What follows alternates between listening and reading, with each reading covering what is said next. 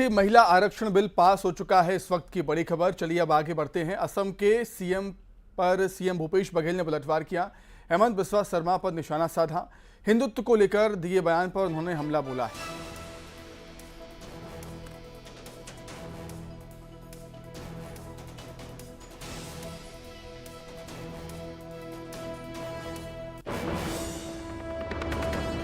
शर्मा जी हिंदू हैं, नरेंद्र मोदी जी हमारे प्रधानमंत्री जी हिंदू हैं और हिंदू धर्म के आधार पर यदि माता या पिता की मृत्यु हो जाए तो पुत्र है उस बाल देते हैं, सिर मुड़ाते हैं। अब हेमंत बिस्वा शर्मा जी से कहना चाहूँगा, मोदी जी तो सर मुड़ाए नहीं उसकी माँ के देहावसान होने के बाद। अब हेमंत बिस्वा शर्मा जी से ये कहूँगा कि वो नरेंद्र मोदी जी के मुंडन करा ले, अभी तक नहीं कराए माता जी के जाने के बाद, तो उसका मुंडन कराएंगे तो मैं हेमंत बिस्वा शर्मा को हिंदू मानूंगा। वहीं बीजेपी ने कांग्रेस सरकार पर हमला बोला है। सीएम के बयान पर बीजेपी ने पलटवार किया है। पीएम मोदी पर दिए बयान को लेकर निशाना साधा।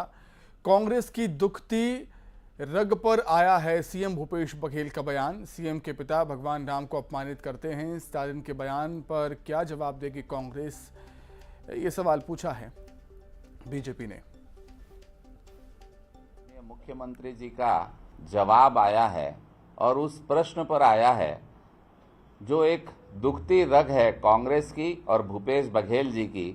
जब कल असम के मुख्यमंत्री माननीय श्री हेमंत बिस्वा शर्मा ने पूछा था कि क्या भूपेश बघेल सोनिया जी और राहुल जी को अयोध्या के राम मंदिर ले जाएंगे, शायद ये बड़ी दुखती रग है कांग्रेस की।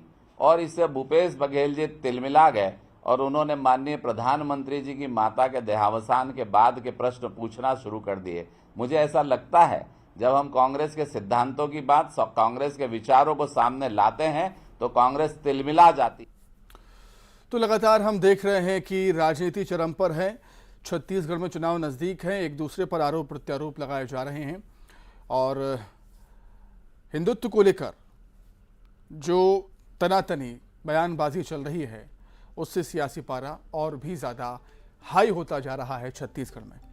चलिए किस तरह की सियासत हो रही है इस मसले पर वो हम जानेंगे। सीधे रुख करेंगे रायपुर का।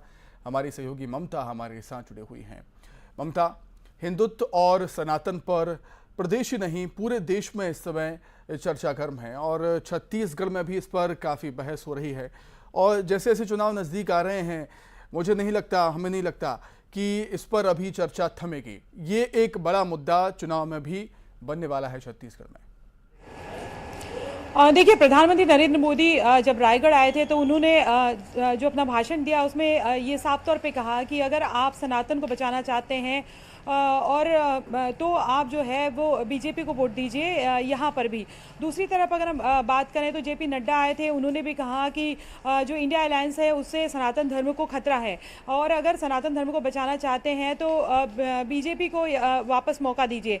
तो ये इससे साफ हो गया है कि बीजेपी के जो वरिष्ठ, अगर हम बात करें तो सबसे वरिष्ठ, सबसे जो कद्दावर लीडर्स हैं, सबसे बड़े लीडर्स अगर वो सनातन की यहाँ पर बात करते हैं तो ये तो साफ हो गया कि 2023 और 24 में बीजेपी सनातन के एजेंडे को लेकर जो है वो चुनाव में उतरेगी। अलग अलग एजेंडे होंगे लेकिन इसमें मुख्य जो मुद्दा होगा वो सनातन का मुद्दा, वो ये बात जो है यही इसी लाइन पे चलेगी, इसी टैग लाइन पे चलेगी कि सनातन को बचाना है तो बीजेपी को वोट देना होगा। दूसरी तरफ अगर हम बात करें तो इसी पर लगातार बीजेपी और कांग्रेस में वार पलटवार हो रहे हैं और बीजेपी के जो तमाम लीडर्स आ रहे हैं यहाँ पर, जाहिर तौर पर चुनाव प्रचार प्रसार एक तरह से शुरू हो ही गया है। थोड़े दिनों में आचार संहिता भी लग जाएगी और चुनाव काफी करीब भी है। तो यही है कि इसी टैगलाइन पे बीजेपी चल रही है और अलग अलग तरीके से वो यही बात कर रहे हैं, या तो हिंदुत्व की बात करेंगे या सनातन की बात करेंगे। हेमंत बिस्वा शर्मा जो आए थे उन्होंने भी इसी तरह की बात कही और इसी पर मुख्यमंत्री भूपेश बघेल ने पलटवार करते हुए कहा। दरअसल हेमंत बिस्वा शर्मा ने कल कहा था कि अगर भूपेश बघेल जो है वो हिंदू हैं तो राहुल गांधी और सोनिया गांधी को मंदिर में ले जाकर दिखाएं और इसी पर पलटवार करते हुए मुख्यमंत्री भूपेश बघेल ने कहा कि अगर किसी की माता की मृत्यु हो जाती है तो बेटे को बाल मुंडाने पड़ते हैं। तो हेमंत बिस्वा शर्मा जो है वो प्रधानमंत्री से के बालमुंडा है। तो ये बयानबाजी जो है मुख्यमंत्री भूपेश बघेल ने दी है, तो जाहिर तौर पर इस बयानबाजी पर आने वाले समय में सियासत जो है वो और गर्माएगी। और जैसे जैसे चुनाव करीब आते जाएंगे, बीजेपी ने साफ कर दिया है कि स्थानीय मुद्दे चाहे जो भी हो, लेकिन अगर बात करें तो मुख्य मुद्दों में वो सनातन के एजेंडे को लेकर जाएगी। दूसरी तरफ अगर हम बात करें तो चंद्रयान को लेकर भी लगातार बात की गई। तो ये बीजेपी मान के चलती है कि इस एजेंडे को लेकर यहाँ पर बढ़ना है, और इसी पर जाहिर तौर पे अगर बीजेपी के लीडर्स को वार करेंगे तो कांग्रेस की तरफ से पलटवार होगा। और आने वाले समय में देखना ये होगा कि जो नतीजे विधानसभा चुनाव के कैसे होते हैं। जनता जो है इन एजेंडों के साथ जाती है या स्थानीय एजेंडों के साथ में जाती है। कांग्रेस का कहना है कि हम विकास के मुद्दे पर जाएंगे, लेकिन साथ ही साथ ये भी जरूर है कि कांग्रेस भी ये बताने की कोशिश करती है कि राम वनगमन को लेकर या हिंदुत्व को लेकर यहाँ पर कांग्रेस किस तरह से काम कर रही है। तो दोनों ही पार्टियों की अगर हम बात करें तो हिंदुत्व का मुद्दा जो है, एजेंडा जो है, दोनों ही पार्टियां बीच बीच में एक दूसरे के वार प्रतिवार पर जो है वो उठा रही हैं। लेकिन चुनावी साल में और देखना ये होगा कि इन मुद्दों के अलावा कुल मिलाकर सनातन एक बड़ा मुद्दा रहने वाला है विधानसभा चुनाव में भी। ममता, बहुत धन्यवाद आपका जुड़ने के लिए, तमाम बातचीत के लिए आपका बहुत शुक्रिया। आगे बढ़ेंगे, अब बात करेंगे ओपी चौधरी